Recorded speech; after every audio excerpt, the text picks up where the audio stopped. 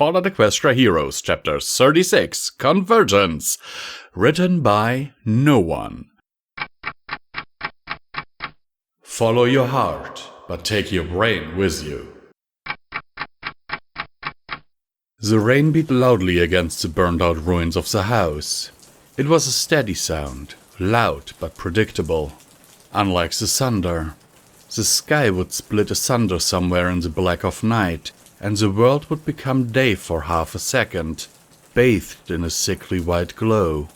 Then that too would fade, leaving only the boom of thunder to come after it. "It's good that it takes a few seconds between lightning and thunder," Curly Fry sat beside me, his face briefly illuminated by another flash. His red-tinted armor shined prettily in the light, and I could count all the apples he had painted on his flank. "The longer it takes, the further away the danger is." When we escaped, there was no delay. The thunder and lightning came as one, and Rain Dance... How long must we stay here? It had been a day and a half. All rain, all thunder. It never seemed to end.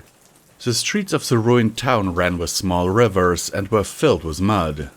I couldn't be too upset, considering how much nicer Curly's hospitality was this time. Though he did spit on Flair. "Where do you plan on going?" He smiled down at me, dim in the light of my pip-buck. "You wanted into the facility, did you not? My Applejack's Rangers can help, soon." Apparently a lot had happened to the Steel Rangers in the north, as Curly Fries found out. There was a civil war of sorts, and these new Applejack Rangers had apparently dedicated themselves to helping the Wasteland. Not that I trusted them. Curly, in his exile from the Caledonian Rangers, went north, found them and brought them south, uniting those who felt disenfranchised with Blackwater's way. The true leader of the Rangers was a small mare called Lemon Cake, who appropriately was bright yellow with a darker yellow mane. She seemed to rely on Curly a lot though, especially when dealing with these Southern Rangers. She was off somewhere, overseeing the siege of the facility. Blackwater had been forced to retreat into the facility, blocking the entrance, but inside she was apparently fighting the other groups who found their way. Lemon Cake was sure it was only a matter of time before she surrendered, but I was less so sure. They were hospitable guests though, especially after we crash-landed right in the middle of their siege lines. Serenity broke a leg in the fall, and Flash had lost a few more teeth. The crash also reopened Flair's wound, and when the lightning struck Rain Dance, it apparently did a lot of internal damage. That was not counting what it did to his coat, which was now crisscrossed with scars that looked like veins across his skin. He didn't mind those so much, given how badass they looked. All of these wounds the Applejack Rangers gladly looked after. It could have been worse though. My leg was damaged, but the rest of me was just a little banged up, and Platinum Haze's small injuries were quickly healed by the ambient radiation inside her. And Moondancer escaped with only a few small burns from the preceding firefight. Oh, and I was apparently suffering from radiation poisoning, but they quickly dealt with that. "Soon is not soon enough," I responded, staring out into the black of night. "Why not? You worry too much. I can't imagine what you're afraid of. How many Rangers did you take out when you escaped me before? 3? 4? 5? "It's not that. There's some pony I need to meet." How would he feel with so many ponies crawling over his facility? Simpleheart was not the most accommodating of ponies, and with his insanity and powers, any pony trapped inside there would be going crazy, no doubt, and I worried it was driving Simpleheart more crazy at that. I needed him somewhat sane, to accept my gift and stop whatever it was he did. Only then would I be able to clear the facility of the rats, and take it for my own. "You're being delightfully vague," Curly Fry said as another bolt of lightning lit up the sky in yellow and white. "You would make a good ranger, you know." Now that did take me by surprise. I gave him an appraising look, trying to figure out where the mockery in his statement was, but I couldn't find any. So I had to laugh. "I'm serious. You're an Earth pony of strong convictions, and just imagine how unstoppable you would be in power armor." It was true, but the thought made me laugh harder. "Do you have any that will fit? I won't join, but I would like the armor." I figured as much. Whatever happened with the Applejack Rangers did a lot to calm Curly Fries, which could only be a positive. So he still looked ridiculous with his pink mustache. Lemoncake says the Applejack Rangers are looking for ponies to fill their ranks, and said I should ask you. I knew it wouldn't go through, so I feel like your daughter would make a good scribe. Serenity was in the room too, looking smaller than usual as she slept fitfully. There was a small white cast on her left foreleg, and she said it still itched and hurt at times. I did what I could to help by writing a little note on her cast, which got her to smile and made her to decide to doodle all over the cast to make it prettier. There's a lot of things she would be good at, I said proudly. I can't decide that for her. Though I already knew it would have something to do with cybernetics. She already asked me twice if she could just cut off the broken leg and replace it. I wasn't sure if I was supposed to find it cute or creepy. Probably a mixture of both. Maybe another time. We have more pressing things to worry about. Thunder cracked overhead again. The facility is a mess, you know. I wonder who is to blame for that. Curly Fries said with just a slight sneer. Are you going to arrest me again? It's worth thinking about. He chuckled to himself. We are here, and the Steel Rangers as well. We've seen some of your cybernetic comrades. What are they called? Thiese? And we caught a few raiders from the north, the Crimson Hoof, sneaking around our camp. And this is not to mention those damned robots inside the facility we've heard reports of. Now the Enclave are here too. He sighed. I blamed you for a long time for everything that happened to me. I wanted to kill you, you know. The feeling was mutual. But it's too late for that. I hope you know what you're doing. Things are getting dangerous. Were they ever not? I closed my eyes. There must have been a time, but it felt like forever ago. Fair enough. I could feel footsteps from behind. I didn't really bother to look, but Curly did. You, he said, his tone venomous. Just so. I turned my head to see the blue Pegasus walk into the room with a cool air of confidence. Despite the bandages wrapped around his back, he had gotten a lot stronger in the past few days. The healing potions helped heal his wounds, but the scars were still there. What do you want? Curly Fries, for all he had changed, did not seem intent of forgiving Flair for what he did in the past. Not that I could blame him, but it made the last few days dangerously tense. If Lemoncake had not insisted that Flair be helped, Curly would probably have killed him while we were all still recovering from the crash. For a chat. Mind buggering off for a bit? Curly Fries glared, but did storm off, taking the effort to push past Flair even though he wasn't really in the way. He's still a twat. A bit of a nicer twat, but still. Are you okay? I wasn't sure it was the best opener, but I couldn't think of anything else. No. Yes. Maybe? He walked up beside me to admire the pouring rain and booming thunder. I don't have a good answer, but hey, you met some of my family. That must have been nice. They're great. Yes. I conceded. Great ponies that you never mentioned before. It sounded more like an accusation than I had intended. I did. I think I mentioned having a brother. He licked his lips. It's complicated. I never wanted to get them involved, and honestly, hired ponies you meet tend to end up with a terminal case of dead, intentional or no. I wanted to keep them safe, and I don't like talking about my past. I don't blame you, but it would have been nice to know. You know enough now. Rain poured down outside. Flash does like to talk. And this thing with your father? I'm going to have to kill him, aren't I? I was, perhaps, a little cavalier about the prospect. Maybe. He seemed unsure how to take my rather sudden announcement. It's complicated. Family always is. I was always his favorite for a long time, but he wanted grandchildren and I disappointed in that regard. Not for want of trying. Still, it drove a wedge between us. He's been looking for a replacement ever since. A replacement? With all the craziness that had happened to me, my mind started thinking about clones or something stupid. Another favorite, he clarified. He's big on fighting and war and what have you. Now that I'm a disappointment, he's been looking for somebody else. I think Flash's older daughter holds that spot now. He glanced towards the room he came from, where the rest of our party was sleeping, other than Serenity. So, he quickly changed the subject. Let's talk about you. Me? You made a big deal about me hiding some facts about my family, he said with an enigmatic smile. Why, you stand there half a mystery. I learned a bit here and there, but scraps. I guess it was true.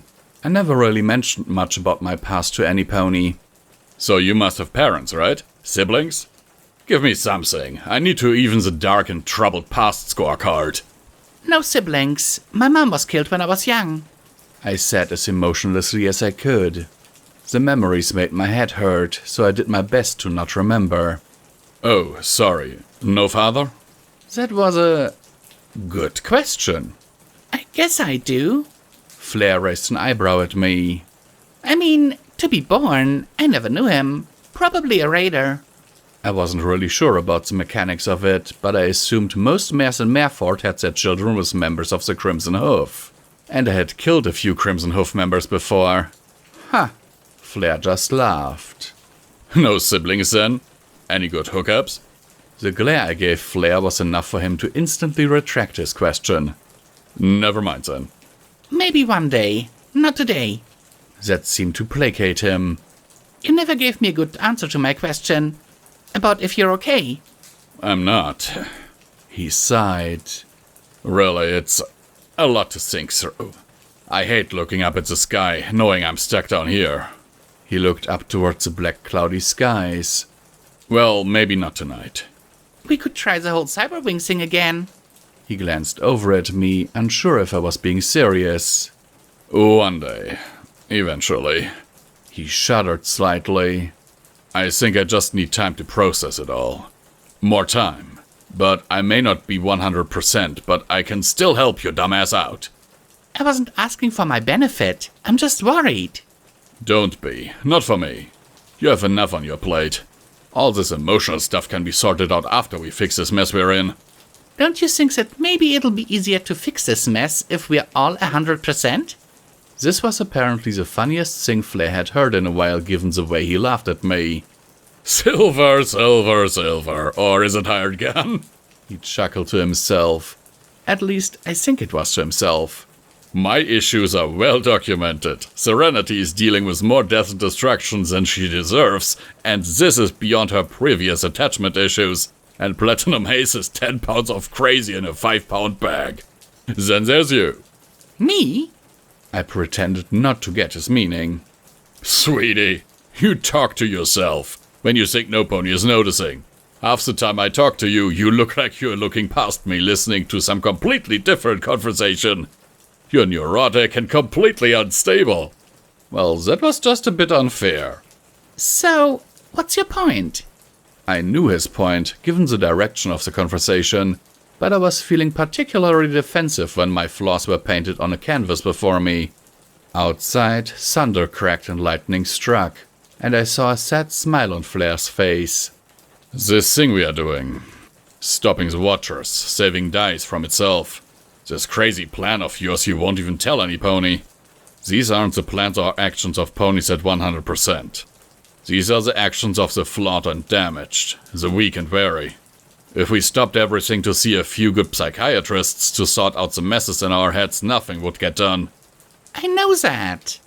Considering my plan for this conversation was to make sure Flair was okay with everything that happened, I was completely unprepared for this turn of events. Do you? He looked out towards the rain. Maybe I'm wrong, but it seems to me you're looking for something that doesn't exist. You want a hero to come down and save us, a perfect creature to burst forth and do what needs to be done. And you keep comparing yourself to the Smith and coming up short. What is the nature of a hero and all that? Where does this come from? I wasn't sure what he was looking for. Never mind. He let out a sigh. Maybe I'm seeing things that aren't there. I just mean, don't compare yourself to impossibilities. You're not perfect. We're not perfect. But perfection never saved any pony. I haven't saved any pony either. You saved me.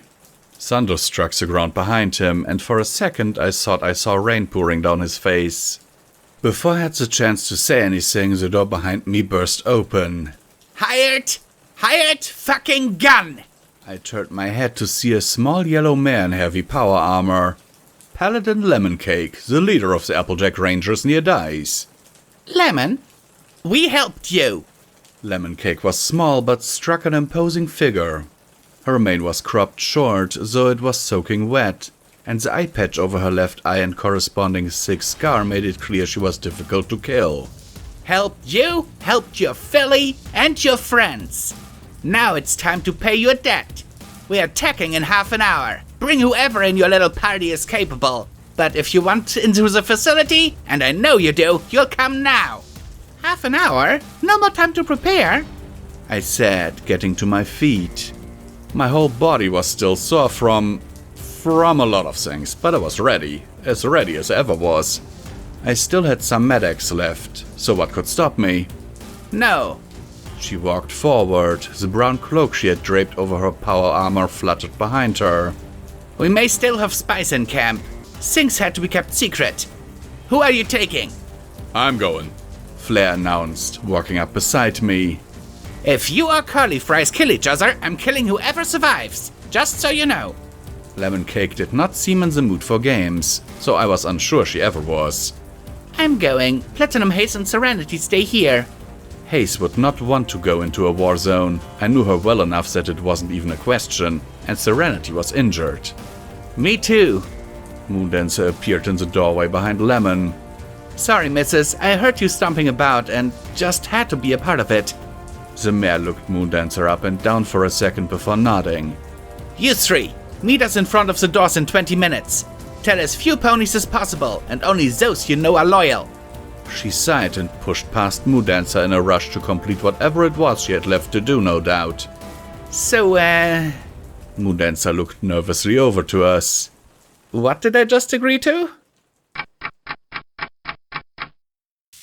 Aw, why don't we get any power armor?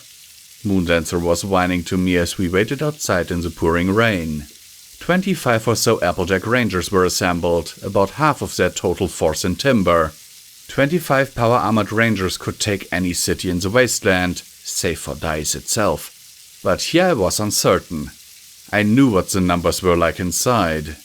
It takes years of practice to operate them, I explained as we continued to wait in the back of the formation.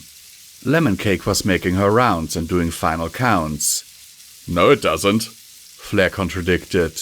Like a 2-hour class. I think we're just not special enough. Moondancer pouted, but it was so fake I could only roll my eyes and wonder if this is what Serenity was going to be like in a few years. That was an odd thought. The future.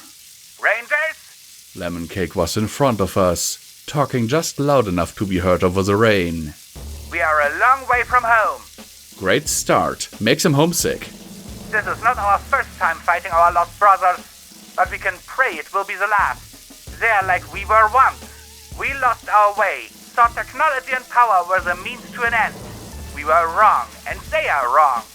What is power if we cannot protect ponies? Look around you, at what our false brothers and sisters have done. She motioned to the burnt corpse of timber. It was a friendly little town once. I could remember it as clear as day. It was hard to remember this burned wreck and that town were once the same. They have forsaken what it means to be a ranger. Now they seek greater power, and who will burn next? There was a quiet murmur of assent through the crowd. This task I have given you is not easy, but it must be done. But remember, they are not our enemies. They are our family. But because they are our family, it means we are responsible for their lapses. If any of them lays down their weapons, takes their surrender. But if they fight, put them down. It is not an enviable task I put before you, but it is one we must partake. She turned towards the hill where the entrance to the facility was. Together we march, for unity without fear.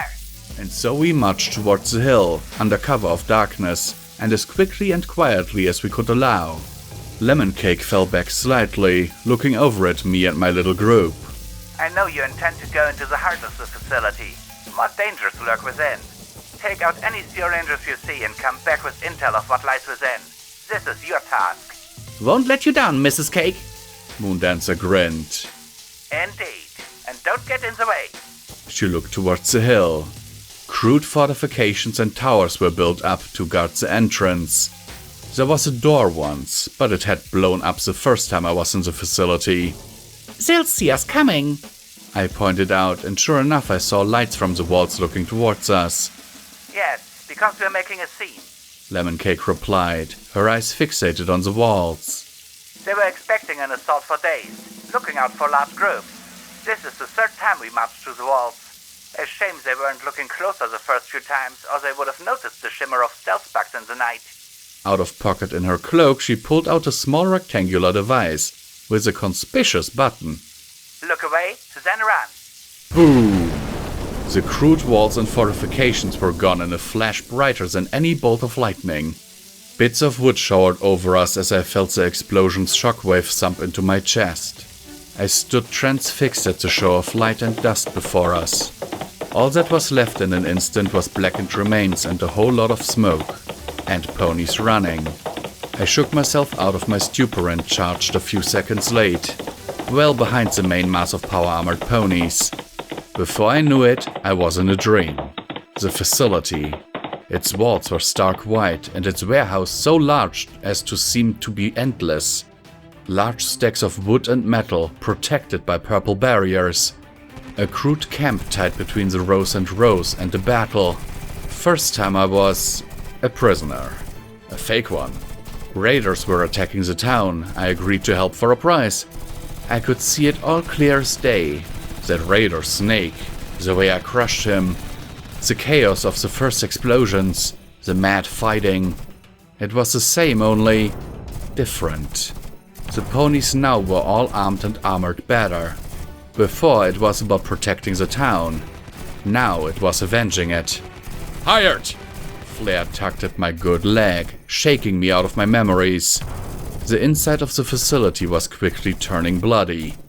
The Applejack Rangers caught the Steel Rangers by surprise, and many were unprepared. I could see the crude sleeping area I woke up in when Blackwater captured me, and it looked like some ponies didn't have the chance to wake up.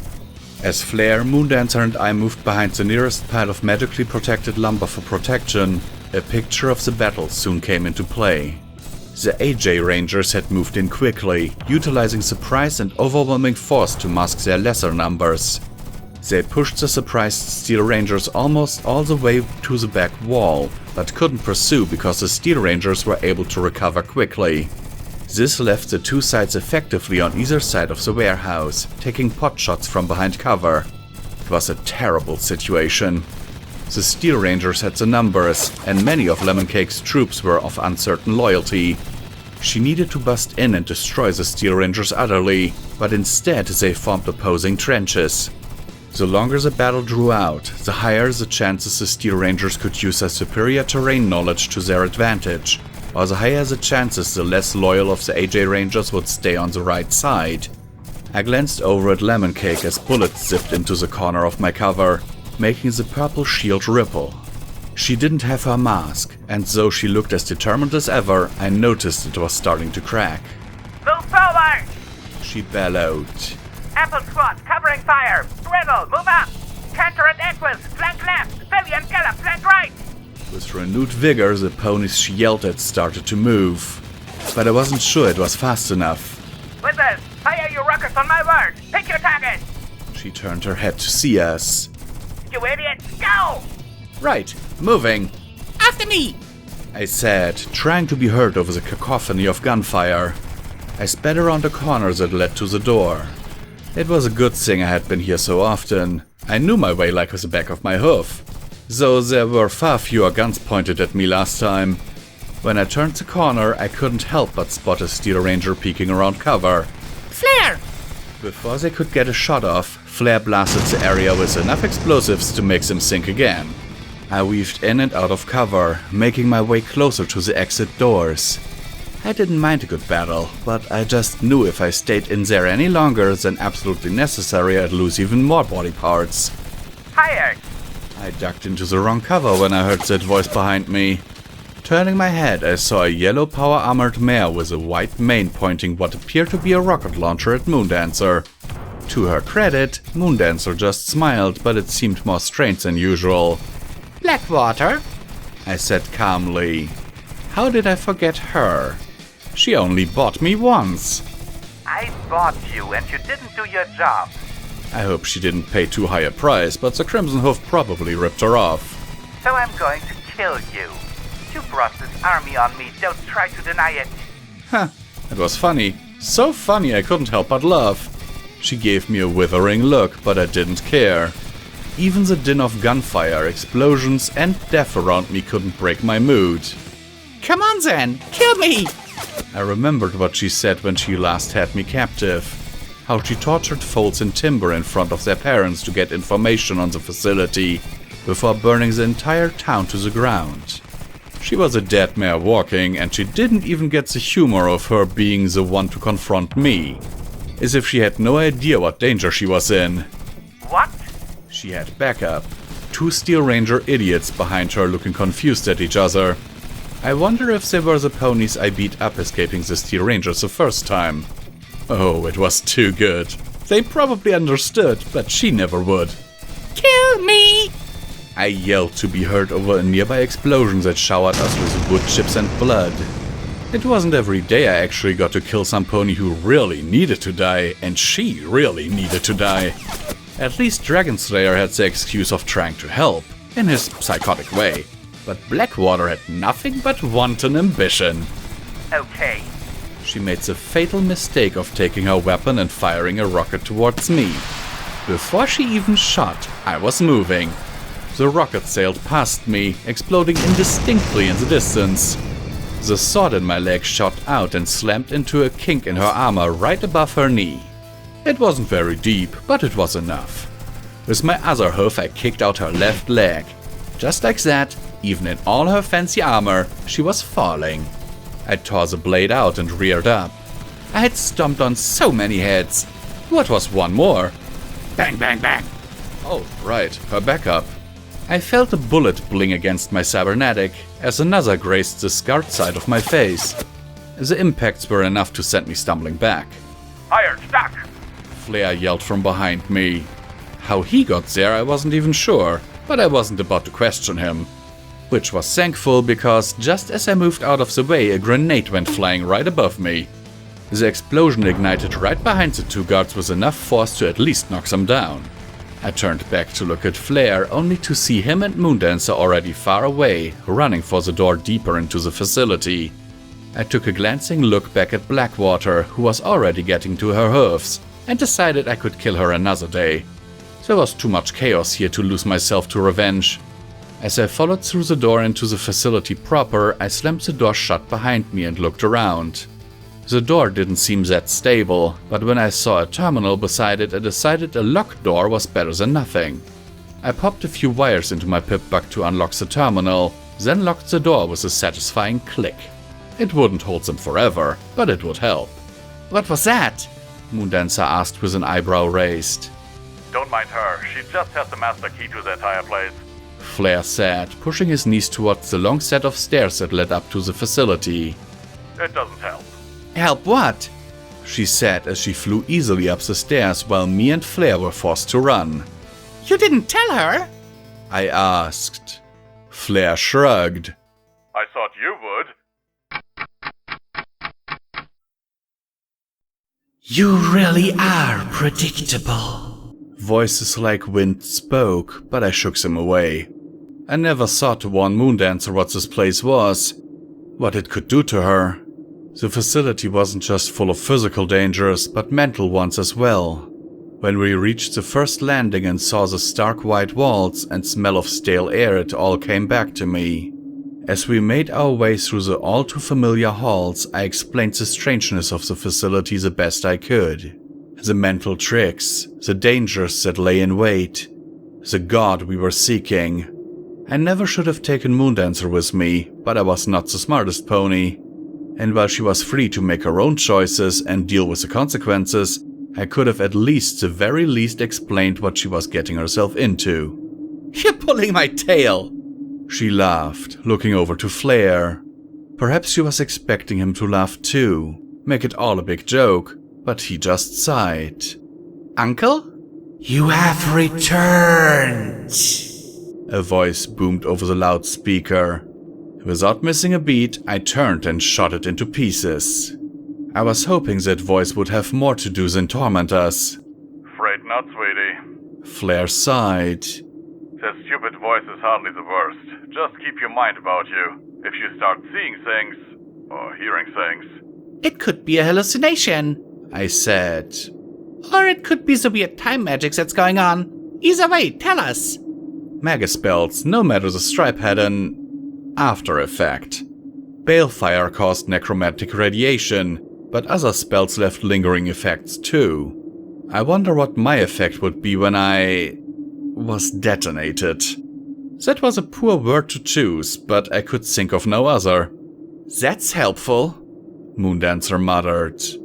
We could turn back, I suggested.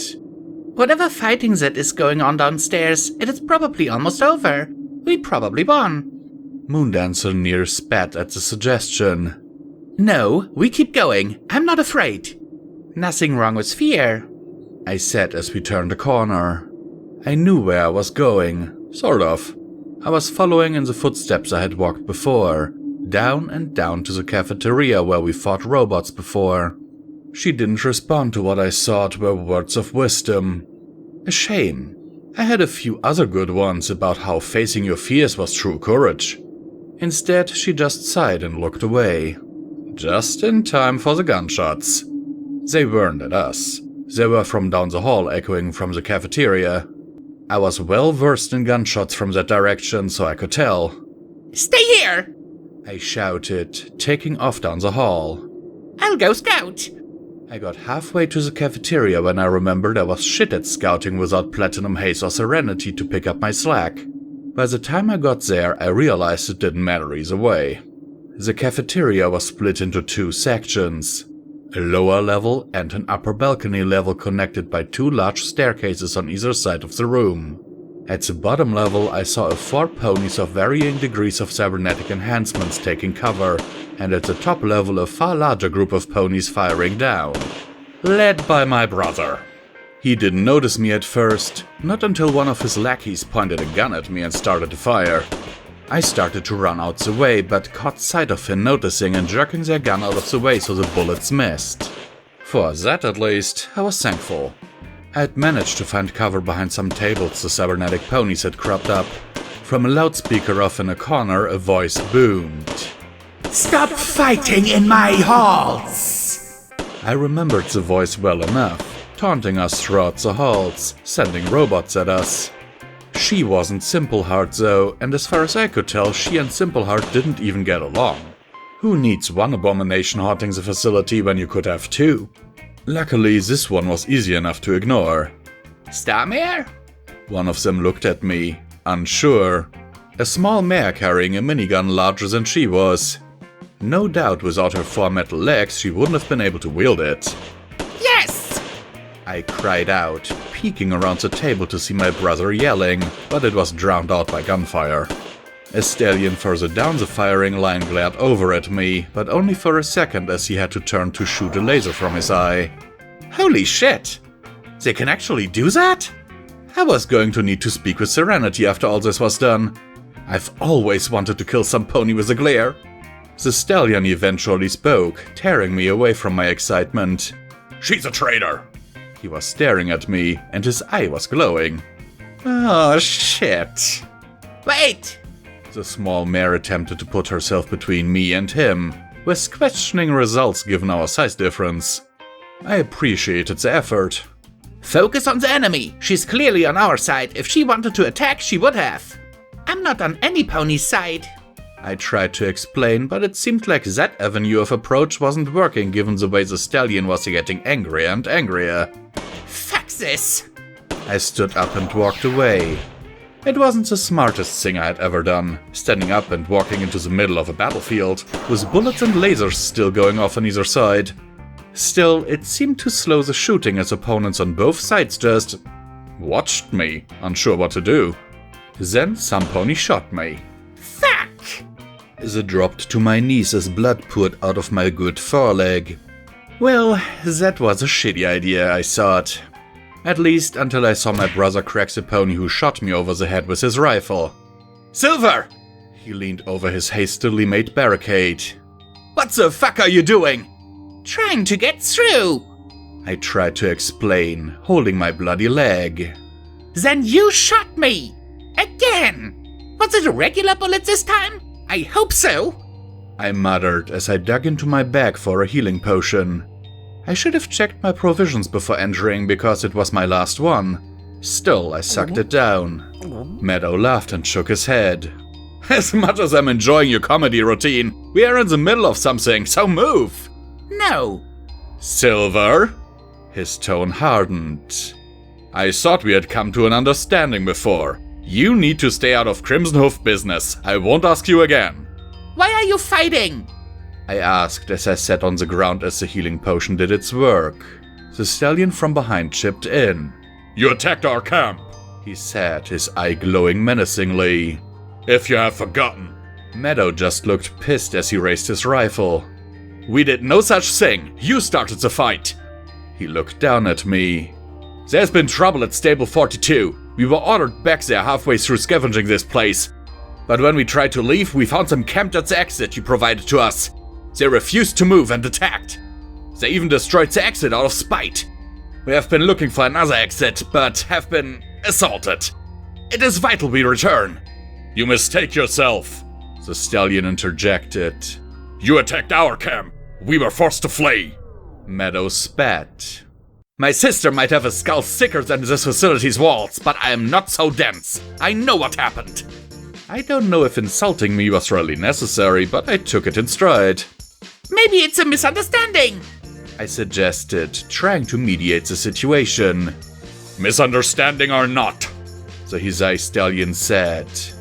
They have killed over half of us with their superior numbers.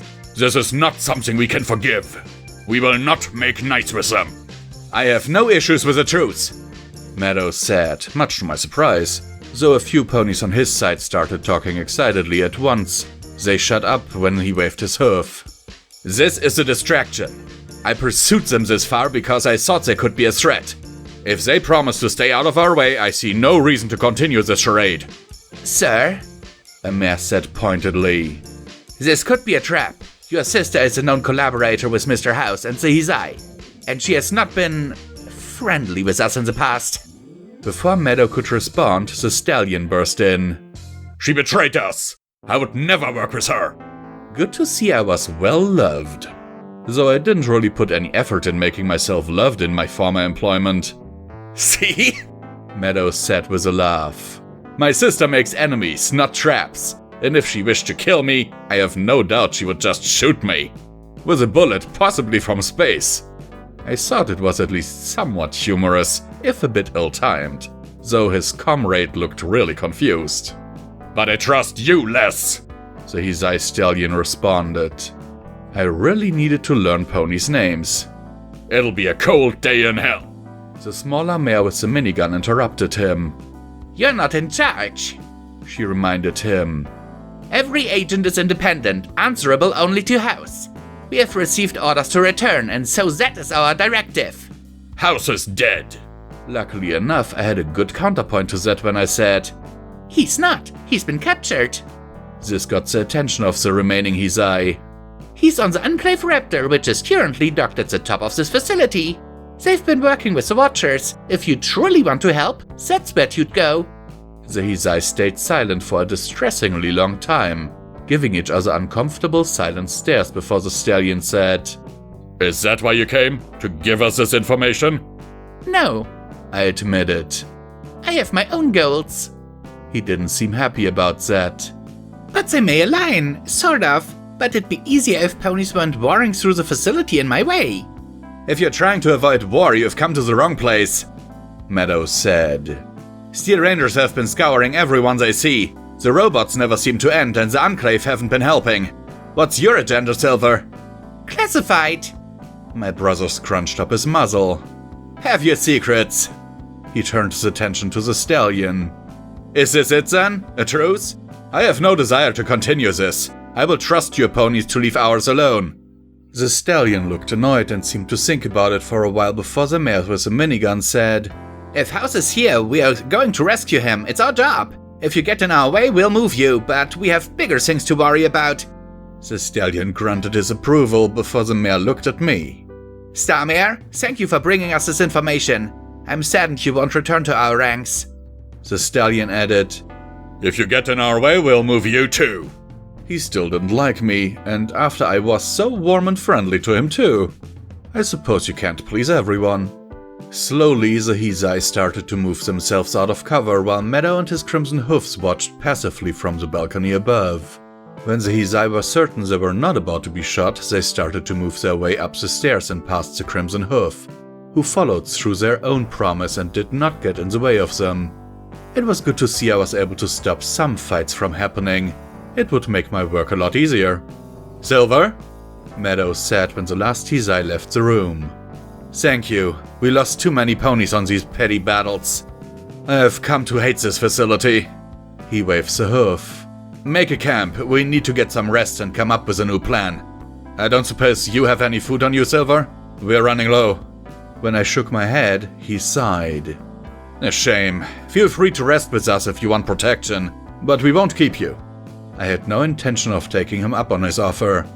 I just wanted to get done with my goals at the facility and move on to my next objective, which was probably going to be recruit the Steel Rangers or Applejack Rangers, whatever they were calling themselves, for my coalition, but that could wait. One step at a time. I had a plan and it was nice. Silver? I turned my head quickly to see Flare running my way to shatter my plans. It's Moondancer. She's... well... He didn't have to say anything. On his back was Moondancer, completely passed out. In this place, I knew what that meant. Fuck, Was all I needed to say. that was fast. You're telling me? This way, I led Flare and Moondancer up the stairs to Meadow's camp. brother. I said to him as he looked really confused at the passed-out mare. I may need some help. What's wrong with her? He didn't look concerned, just curious. This place, it's... Evil? Haunted? The work of many ponies failing spectacularly? weird. It was perhaps the most succinct way to put it. It gets into your head, shows you vision and dreams. It's a long story, but... I know, Meadow said. I've seen it too. We all have. One of the reasons I agreed to let them go. I didn't want to prolong us getting stuck here. How can we help her? You can't. Well, maybe you can, but it'd be better if I did. That didn't help alleviate his confusion. Trust me? I just need you to keep watch. It shouldn't be too long, but... Fine. He was difficult to read, his face a mask. Most likely he only agreed because, whatever else we were family. You seem to know what you're doing. I really don't. I said as Moondancer was placed on the floor in front of me. But I'm trying. I lowered my forehead to hers as I had done twice before to Flare and Serenity, and let the magic fill me. I had no intention of ever doing this dreamwalking thing again. I had my fill of it last time I was in the facility, and I didn't want to repeat it. Yet here I was, intruding once again in a place I knew I should never go. Maybe I should have let Flare do it. Yeah, that would have been smart. At least I knew the area well. Thiese was alive with lights, glowing from every building, making the dream's darkness shine alive with light. Like the other dreams, it seemed the area was not complete though, and the further the buildings were from us, the less detail they had, until some far back looked to be painted onto a background than actually existing. I had started off on the main strip of Thiese, a bit south of where the BS and Walkirk's Clips and Clops stared at each other from opposite sides of the street. Clearly, this dream was from the past. It had to be, because off in the distance the moon still stood, and there was no raptor floating above the city. Most importantly, the streets were filled with ponies just living their lives. Enough nostalgic sightseeing. I had to find Moondancer before things went bad back in the waking world. She couldn't be too far. It was her dream after all. Sure enough, I found her easily enough. Of the ponies that crowded the streets, so few seemed natural. Most walked into ways that were just off in imperceptible ways. But Moondancer walked normally. A few blocks down I saw her walking nervously down the street before ducking into a back alley. With a sigh, I gave chase, pushing past ponies that dissolved into mist as soon as I touched them. Well, that was new. As I got closer, I started to hear voices. Not unusual for me, but these were different than the normal ones. That sounded like they were right next to me, but clearly weren't. I have some money, Moondancer said. I recognized the voice. Apparently Dreams had trouble with how sound travels over distances. Do you know? Little Philly wants to cut right to the chase, a mare said as I got closer to the back alley. A shame, a stallion said this time. Turns out the price tripled. Shouldn't be a problem. I heard you birds are loaded. What? I don't Moondancer started, but it cut off into a sharp gasp. You'll pay, the mare said. Then you'll find somebody else to smuggle for you. Your daddy knows what you've been up to, been causing problems for me and mine. We're honest business folk, you see. But now one of mine has a broken leg cause you birds caught on and beat him for information. Some pony has to pay and it'll be you. I started moving faster when I heard what was going on. When Moondancer told me of the time she shot some pony, this wasn't really what I was expecting. I turned the corner around the corner just in time to hear the gunshot. Shit! The man's stallion had cornered Moondancer by a wall, but both backed off quickly, revealing her with a gun in her mouth. Hey, fuck! She was bleeding from her leg and limping. Calm your shit! Not worth getting killed up! Bang! The bullet ripped through the mare's neck. She fell with a thud, and was still breathing rapidly as blood pooled around her. Desperately she clawed at her neck, trying to staunch the wound, but nothing she could do to stop the bleeding, and slowly her frantic clawing became less and less animated, until her hoofs stopped altogether and she gave one last dying wheeze. Unlike everything else in the dream, her death was vivid, so much it was hard to take my eyes off of. I'm not sure what happened to the stallion. He must have run, but when I took my eyes off the dying mare, there was just Moondancer, curled up into a ball, sobbing with the gun thrown off to the side. Moon! I walked over to her and sat down beside her. Are you okay? It wasn't supposed to happen this way. She flinched away when the growing pool of blood touched her hoof. Not again. I had a chance. She sniffed hard, trying to stop herself from crying. To make it better, it was all my fault. I was bad at this whole consoling thing. I'm sorry, but you can't wallow. You need to move on. Survive. I thought I could change it this time. She sniffled, sitting up so I could see her red eyes. It was stupid, I know. This is not even real, is it? Ah! Her voice turned into a shrill scream. I jumped back to see a bright red hole appear on her side. What? I gasped and started to pick her up. I looked around to see where a shooter could have come from, but I couldn't see anything. Something's wrong. This hadn't happened before. Something was wrong.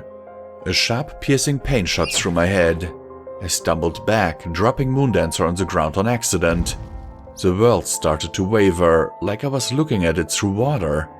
My head was spinning. It was getting harder to stay on my feet. Hired? Moondancer was saying, but it sounded so far away. What's going on? I can't... The world wavered again, followed by what felt like some pony drilling into my head with a pike. Then everything faded. Run! A voice boomed through the halls, shaking me awake. When I opened my eyes, I was staring face to face with the armored face of a steel ranger. It was then I realized why I was driven out of the dream. We were attacked. What? Before they had the chance to say anything to my sudden awakening, I released the blade of my cybernetic leg and stabbed them through the neck. Blood dripped down the blade, drops splattering my face. As the corpse started to collapse onto me, I kicked them off and scrambled to my hoofs to get a sense of the situation. I was in some incredibly wide hallway, but I wasn't sure where. In front of me was a group of ponies fleeing, probably Crimson Hoof. They reached an intersection and turned left.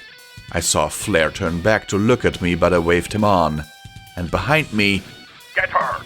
Steel Rangers. Right, we were attacked. Rangers followed us.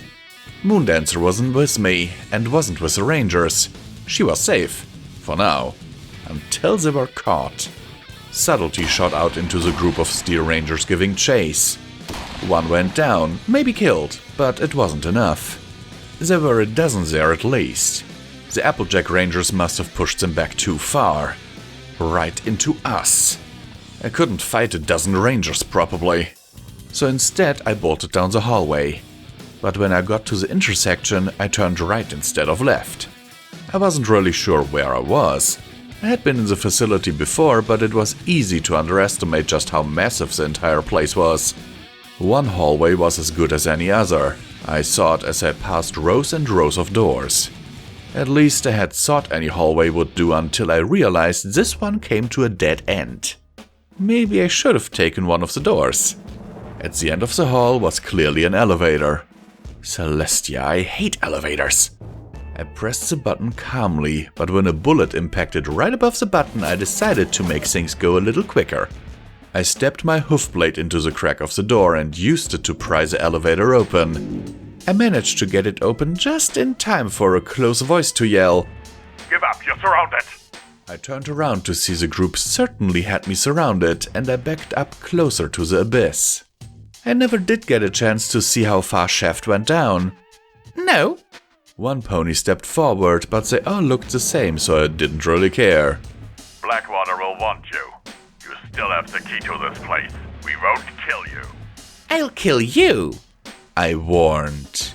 You better leave. The pony chuckled through their mask. There's too many of us. You're outnumbered, outgunned. We want you alive, but we don't need you. So, no, I don't think you will be killing us. As he spoke, I heard the elevator from above slowly get closer and closer to reaching this floor. I guess you're right. I jumped backwards into the abyss. It was well timed because as I jumped, the elevator fell above me, blocking their view. I twisted in mid-air and grabbed onto the wires that held the counterweight with my cybernetic leg. The air filled with the sound of metal on metal screeching, but it was slowing me down enough that when I got a few stories down and saw one of the elevator doors unnaturally propped open, I was able to jump towards it and land with a roll without breaking any bones. I think. Wherever I was, it was disturbingly dark, but I didn't have time to think. I could hear the elevator following me, so I started to shoot. It was a weird shot, and the wires holding the counterweight didn't break on the first shot like I hoped. But after unleashing my entire magazine, the wires strained and snapped. There was a great clatter of metal on metal, screeching like nails on the chalkboard, and screaming as the elevator and its occupants careened past me and fell far, far below, landing with a bang almost as loud as a shot from Subtlety, and a great gust of dust and debris coming up the shaft. I wished the best of luck to the Steel Rangers above if they wanted to try and repeat my acrobatic trick with their bulky armor. Ponies never expected me to be so agile, so I enjoyed proving them wrong. With any luck, they would leave me alone, and with even better luck, my little diversion would have led them further away from Flare and Moondancer too. If I were them, and I was right about them being pushed back into the facility from the attack, then I would find a defensible location with a few exit routes and make a stand there. Getting lost and split up in this place was liable to drive you insane. I say that being lost and split up from my group. Right. I looked around the hallway, looking for a sense of where I was. It was near pitch black, I realized too slowly, and the only reason I could see anything at all was because of my cybernetic eye, albeit giving everything a green tinge. This hallway seemed less well kept than the ones I'd been before. The walls may have been white, but they were covered in dirt and grime, half falling apart, and what doors did exist lining the walls were broken and dilapidated. I hated places like this. It always made me felt like I was being watched. Lovely, I remarked to myself, making my way slowly down the hall, trying not to sneeze when my hoof steps sent puffs of centuries-old dust into my face. I had to wonder why... Whoever let this part of the facility fall into ruin? The rest was decently maintained. I had assumed the voice, who I was pretty sure was Baptista who created Simple Heart, had robots clean the place. Which led to the question where I was. With the elevator taken out, I would need to find a set of stairs or another elevator. After that fall I saw, I was going to bank my luck on some stairs. They are far less likely to suddenly collapse and make me fall 24 stories to my death. Though with my luck I'd survive in pain for a week. Before I had the chance to snark quietly to myself more, I saw a flash of light coming from an intersection ahead. I took a quick scan of the area and quickly ducked behind a desk that at some point had been dragged out of an adjacent office. Luckily it was big enough to hide me, at least that combined with the darkness I assumed impaired their vision more than mine. Why are we doing this again? A voice said from the intersection. I mean, I like creepy hallways as much as the next mayor. Clean Cut is looking for something, another mayor said. I could hear their footsteps down the hall and peeked around the desk to get a look at them. The green tinge of my sight made their colors hard to make out, but they were both clearly well armed and armored. I trust his judgment, of course, the first mayor said, shining her flashlight towards my hallway, forcing me back further into hiding. But he was a bit... vague. True, the second mayor admitted as she took a few steps towards me. Fuck. I ducked behind the desk further, letting light glow over me as I prayed they didn't hear me. The noise came from this direction. Look at the dust, the first mayor said dismissively. Looks like an elevator finally gave way. They're old enough. Surprised they lasted this long. That's why Clean Cut always has us take the stairs. He's smart, the second mayor mused as the light passed over me and left me in darkness. Doesn't comfort me that much more. Strange crashes in the dark and such. Going to make me paranoid. I could hear their footsteps move off, their voices trailing off.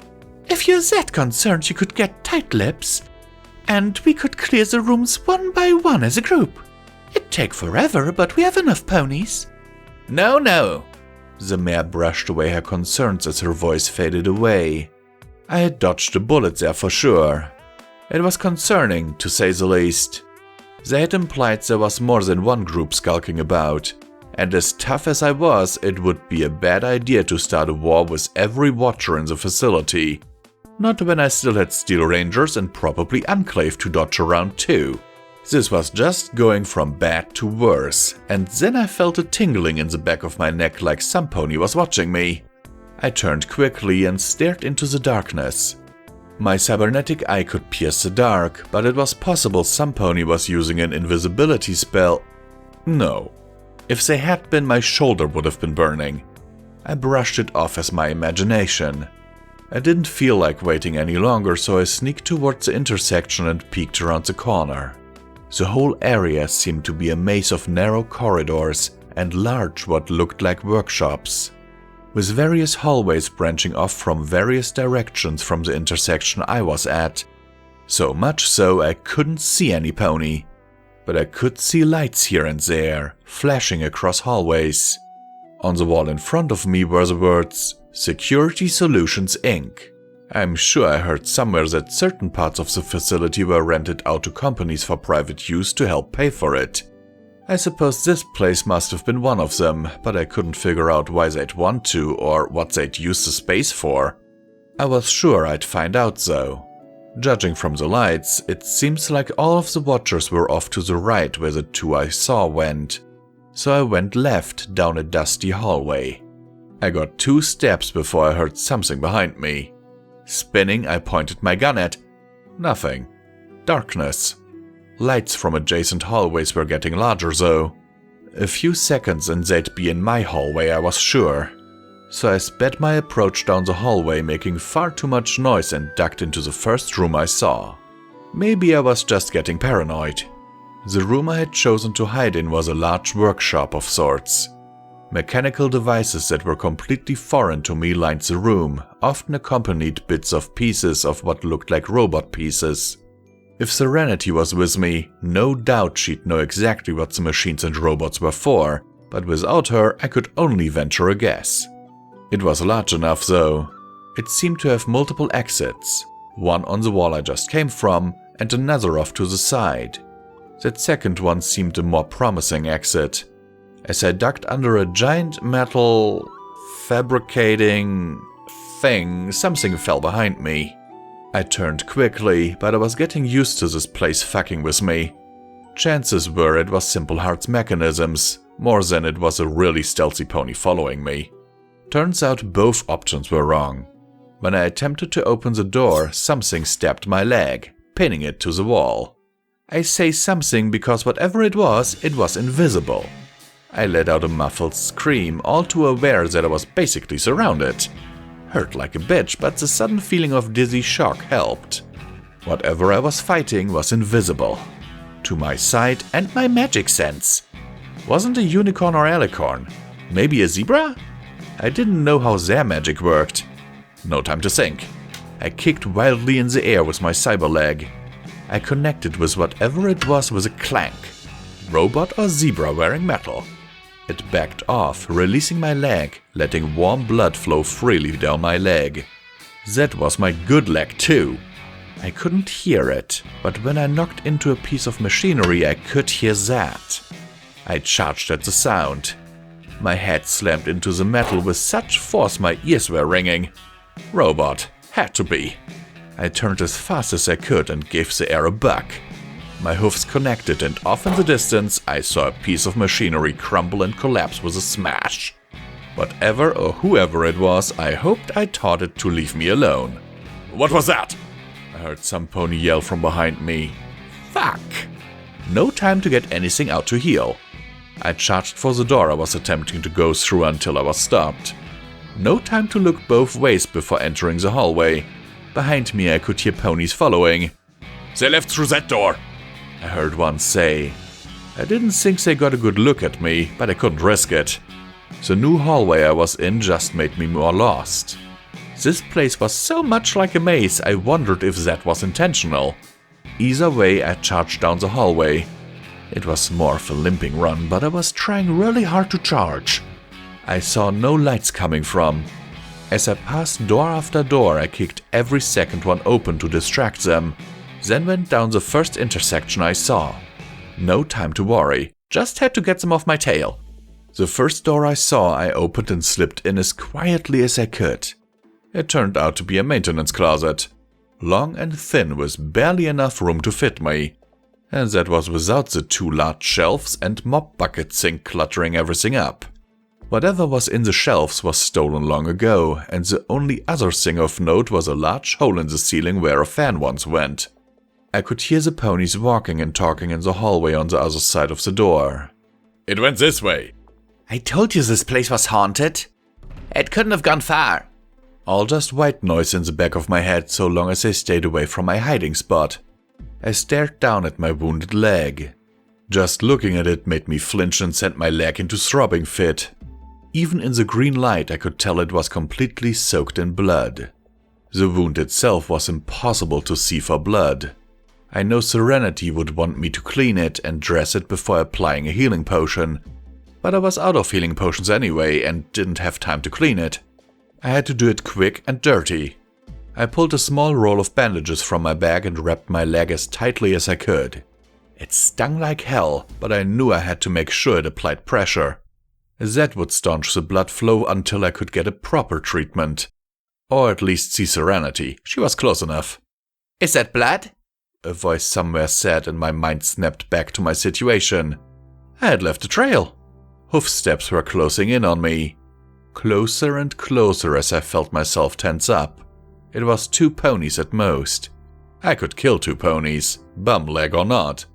But killing was noisy. I had gotten lucky with the elevator before, but firing subtlety again would draw ponies, and I doubted I'd be able to hide the bodies fast. Things would go from bad to worse in a heartbeat. For now, murder had to be my last resort. Which for me was odd. They were getting close, so I had to think fast. There was only one place to hide. My sight fell on the hole in the ceiling. A vent. They were loud metal and noisy if you moved around in them, not to mention small, but if I could squeeze in and keep still, it was the only option as the hoofsteps closed in. I scrambled up the shelving units and reached up into the vent and squeezed myself in. It was a tight fit, so much so it cramped my legs and made my wounded legs throb even worse than it did before. Still, as far as I could tell, I was hidden, if a little bit stuck. And it couldn't have happened soon enough. The door opened and I could see light in the corner of my vision. And no pony here. A stallion spoke this time, I think, but my weird space made voices reverberate, and I couldn't see, so it was hard to see. I think this place is making you crazy. I'm not. A second voice, a mare, I think. Look, blood. I was going to destroy whatever it was that stabbed me. It was ruining my attempts at hiding. Still, my leg was wrapped now. I could only hope it made the blood less, noticeable so they couldn't follow it further. Blood trail ends here, the stallion pointed out. Someone was here, the mare insisted. Coinflip and Royal Flush were sent out to investigate that crash. They said it was an old elevator, but Coinflip didn't sound so sure of the means. You know how it is over the radio. You can't really be suggesting her tone was enough to convince you this place is haunted. Not haunted, the mare said, doing her best to hide her exasperation. This facility is crawling with ponies. Rangers, Mr. House's ponies, those raiders from the north. Someone is watching us. Tight Lips needs to know. We need to sweep this entire place, or at least get the lights working. Fine, we'll talk to her. But for the record, I think you're going crazy. I waited for a good 15 minutes before slowly squirming my way out of my uncomfortable hiding spot. I gave my shoulders a few good rubs as soon as I made my way down to ground level, groaning silently at how sore I felt. I had hoped a few days rest after that crash would have given my body some time to heal up, but it seemed it was not to be. I'd need a week or a month after this was all done, assuming I still lived. But nursing my wounds could wait. Tight Lips was here, and that was concerning. She once worked for Mr. House, and she had betrayed me and kidnapped Serenity. It felt like so long ago now, but it wasn't more than a couple weeks. I knew that if I saw her, I would kill her. As good that would feel, it would cause more problems than it solved. So I just had to get out of this mess without seeing her. Easier said than done. I peeked around the corner and looked both ways to see the immediate area was mostly clear. I just had to figure out where to go from here. Getting a quick spark of genius, I ducked back inside my closet and checked my pip-bug for a map. Unfortunately, it seemed my pip-bug was just as lost as me, as it told me I was in a featureless black void. Which I was, I suppose, if it weren't for my night vision. I had never been happier to be shot in the face. However, while the pip-bug did little to give me a map, there was an arrow pointing me in a direction. Where it was pointing me, I wasn't sure, but it seemed to have a better grasp of the situation than me. I slipped through the door and kept on my way, keeping my head down and checking my leg every few seconds to make sure it wasn't bleeding all over everything. Did I mention that it really frickin' hurt? That bears repeating. Still, I had to move forward. It was the only option, other than, I suppose, dying. But that seemed to be even more unpleasant than a random invisible thing stabbing me through the leg. So following the arrow my leg computer created it was. Of course, it led me straight into a closed door, with no real way of knowing what was behind it. Good arrow that. Putting all my faith into the arrow, I opened the door as quick as I could and slipped inside the room as fast and silently. Inside, luckily, there were no watcher ponies roaming around. Instead, it seemed to be a storage room for what appeared to be robots, which lined shelving units on either side of the high wall. The robots were interesting. They were curled up into balls to make themselves small, but I could tell they were designed to stand on 2 legs like a minotaur and were almost as tall as one. In addition, they had stylish horns on their heads and were skinny looking.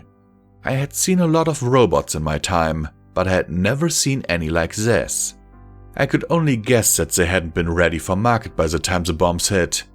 All in all, there were 20 of these robots lining either side of the room in an uneven pattern on the shelves. Hardly enough to sell off, but they were still eerie.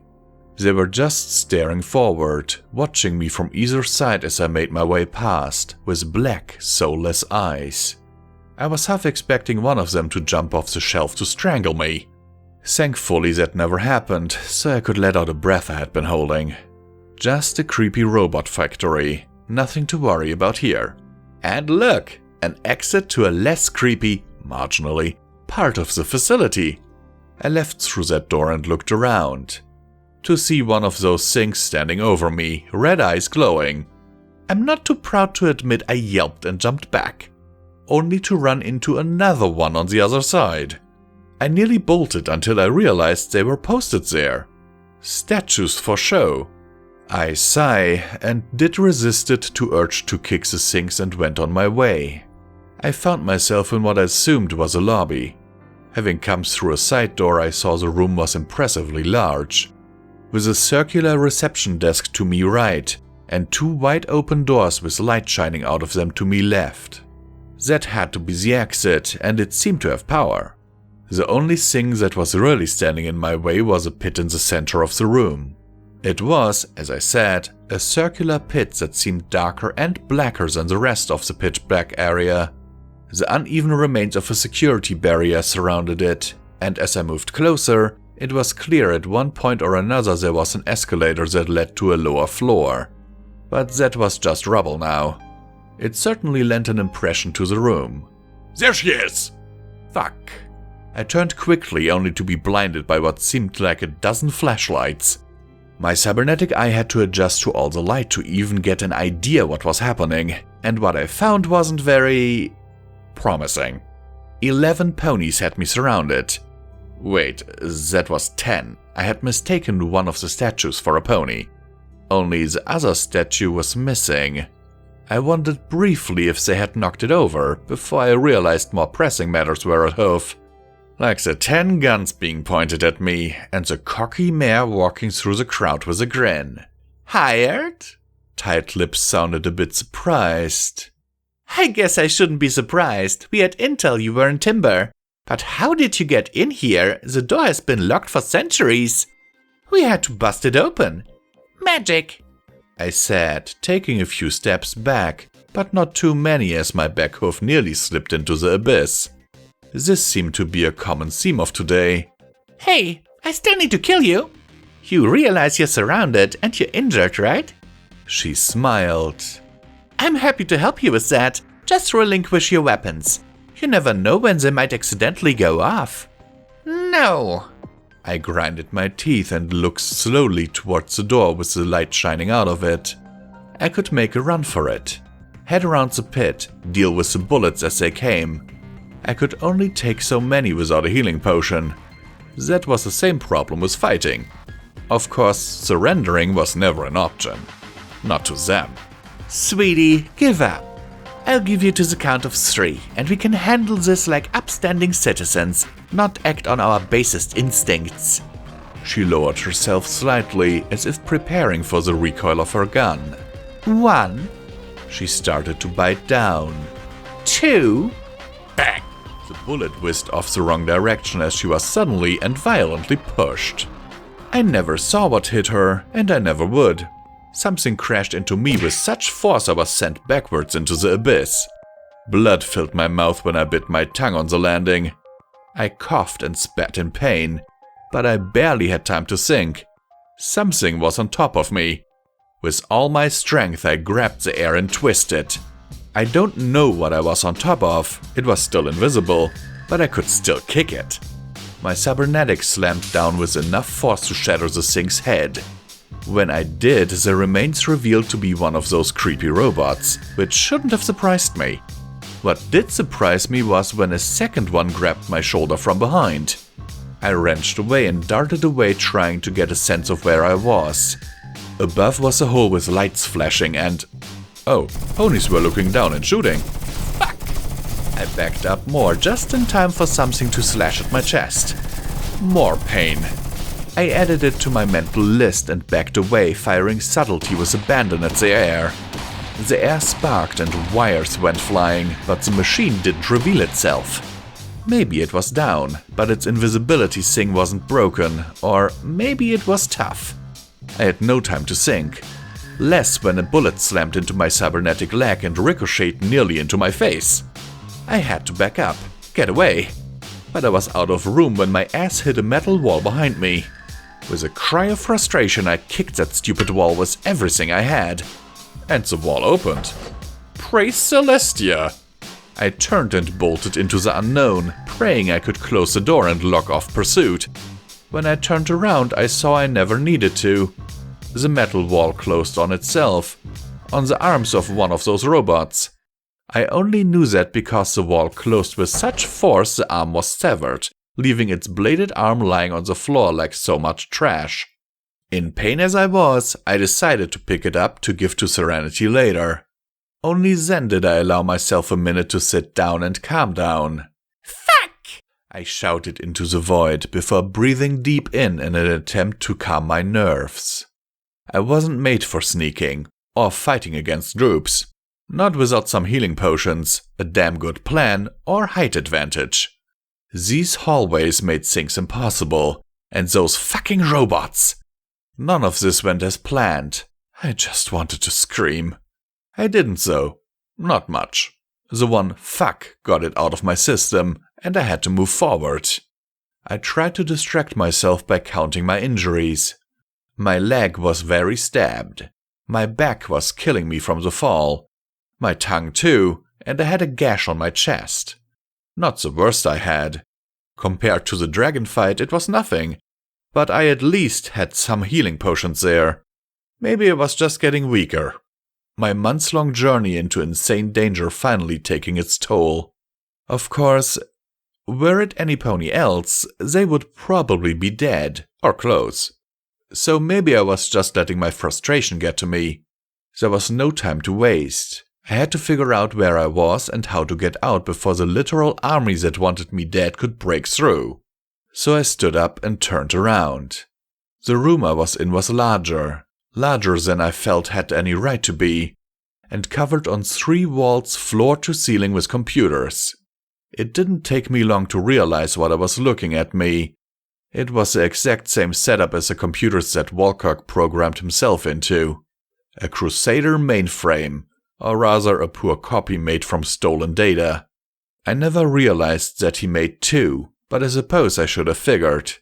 There was something weird about this place, a strange pressure on my head. It almost made me dizzy. You have found the heart of the facility. A voice boomed through the loudspeakers. Unlike Walkirk's, there was no video playing, but there were lights that blinked on and off rhythmically. I also noticed the voice wasn't as loud as they were previous. The voice was the same one that had previously spoken through the loudspeakers and controlled the robots. You! What do you call a 200-year-old soul forcefully transponded into a computer? I guess their name. Baptista! It was as good a guess as any. Last time I was here I learned she had created Simpleheart without approval, and when it went wrong she was dragged off somewhere into the bowels of the facility to be tested on. At the same time Walkirk was trying to figure out how to use necromantic magic to remove someone's soul and attach it to someplace else. He must have had someone learn to use it because he did it successfully on parts of Simpleheart's soul, so I guessed Baptista. Yes, I have brought you here. Excuse me.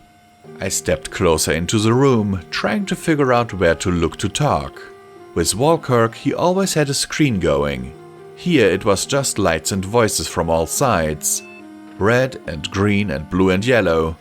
They flashed in a pattern in an almost calming way. I felt like I was truly walking inside her body, the voice coming from everywhere at once. Still, I wasn't kowtowed by Simpleheart. I wouldn't be by her. I found my way here completely by accident. Corralled like a sheep, led by my dogs. Before I had the chance to argue being called a sheep, something glimmered in the corner of my eye. I turned and jumped when I saw one of those fucking knife robots standing in the corner. I moved to shoot it when I noticed it didn't move. They tried to kill me! I protested. Yes, What? they are difficult to control. I am this machine, but I do not control it. That made no sense to me, so she tried to explain. When bacteria gets into your system, you have white blood cells. They attack any intruders regardless of my input. However, unlike your own systems, I can direct where they go. So I directed them in such a way to bring you here. I was confident you could survive them. I appreciate it. The large steel door behind me started to shake. Are we about to be interrupted? I did still have ponies following me, and there was one I wanted to kill. No, She said calmly, if the voice could be calm at all. I wish to speak with you. I wish to know, why are you here? I came to return a favor to Simpleheart. I patted my saddlebags. No, Some of the lights around me turned red, while others dark, and it seemed like the flashing pattern became faster. Did she think I was lying or hiding something? I really didn't want to get the immortal god machine thing mad at me. Not unless I really needed it to be. that is merely a function of your intent, a step that leads onto your true goal. While I approve of helping that poor soul, that is not why you are here. What do you want from him? I had to scoff at the machine. I knew the truth of the matter what happened here. After what you did to... Do not try my patience! The words slammed into my skull like a sledgehammer, and all at once the lights surrounded me seemed to be legion. Red, angry, and all-encompassing, flashing faster and faster. The lights faded, and so did the pressure from my skull. I want to make amends for my mistake, but this does not answer my question. I need this facility. I need ponies in here. I need him to leave them alone. We made a deal before. I was hoping... Why? I was really hoping I wasn't getting stuck in a loop. This place houses supplies. Enough supplies to rebuild Thiese. Medical, technical, construction. This was one of the functions of this facility. I held up my pip-buck.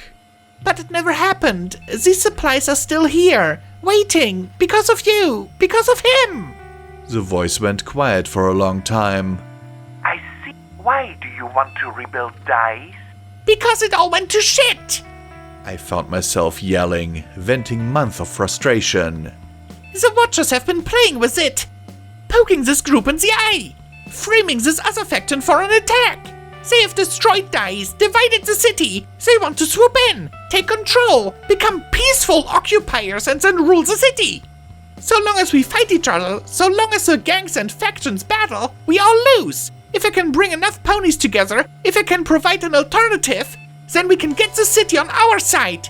The Watchers' secrecy will be their downfall. On the surface, they have supported peace. If we can provide an alternative to them, a coalition focused on peace and reconstruction, a focus we can back up in actions, then they can't oppose us. Publicly, at least. It gives me time to dismantle them. We can't fight the Watchers conventionally, so we need to win the image war. This facility is the key. They know that. So do I. I need Simpleheart saner. And I need him on my side. To be honest, I thought about you too. About destroying your robots. Neutralize that threat. One thing at a time. The room didn't respond as I paced back and forth as I yelled my plan at a wall. Hearing it said out loud made me... nervous. It had been my so-called master plan for a while now, but I had kept it close to my heart. And now that it was said, I couldn't backtrack. The words made it real, even if it was mostly to myself. Was it a good enough plan though? Or was it just insanity? A dream built on a dream that perhaps was impossible to achieve, or wouldn't even work the way I had hoped. Still, I had to try. I doubt I could get enough ponies on board with the planning of destroying an incredibly popular group like the Watchers. The computer said after a long time. Well, is that it? It had brought me here. It must have been for a reason. I wish to join your alliance. Now that was unexpected. I cannot stop our robots from attacking, but I can direct them away from your allies and towards your enemies. It kept going, lights blinking like this was completely normal. Why? I asked in return. It felt good getting back at it. I am tired. In a series of lights and computers could sigh, then it did. I was forced onto this machine, my soul but not my mind. I am thoughts and feelings, emotions and intuitions. It took a long time to take those pieces and form this whole. I have been alive so long. So many walk in my halls when I only wish to be left alone. And I am bitter. I am old and bitter. And I want my revenge, but I am stuck, able only to interact with the systems I've been attached to. A limited life. Confining. I make mistakes. Horrors of my own. Many of the lights around me turned blue, others simply turned off, but the flashing pattern grew faster and faster. Simple heart, all those ponies. I thought I would save the world. I didn't. I failed. As punishment I was sent here. My creation though, Simple Heart, his soul was mutilated, destroyed and cut up. It was unforgivable. He has suffered so much because of me. He deserved better. I want you to punish he who did this to him. It was then it all sort made of sense. The chain of events that led me to this moment. I had seen the past where Baptista had tortured Simple Heart, did unspeakable things to him and others. But she repented now. A lost soul looking for forgiveness. I could understand that, even if I personally could not forgive her actions any more than I could forgive my own. But she was trying. But the pony she spoke of, the one who trapped her here and tore Simple Heart apart, he had done so much wrong. His failures here, his inability to make the tunnels under Thiese sufficiently radiation-proof, his inability to control the city that was his creation. He never once asked for forgiveness. For him, there was always an excuse. The lights around me grew so bright they were almost blinding, and I could feel a pressure hit my skull in waves in a rhythm. Thud, thud, thud. The soul that had been trapped here was all around me. Trapped, but powerful. I could feel it all through my body, the waves of pressure getting faster and faster in time with the lights, and the soul got more and more frustrated, looking for words that would never come until eventually it said. Her voice suddenly pitched up, the way she had been speaking to me before through the intercoms. I want you to kill Walter. As the heart of the facility beat all around me, I already knew my answer. Level up. Skill note. Sneak 90.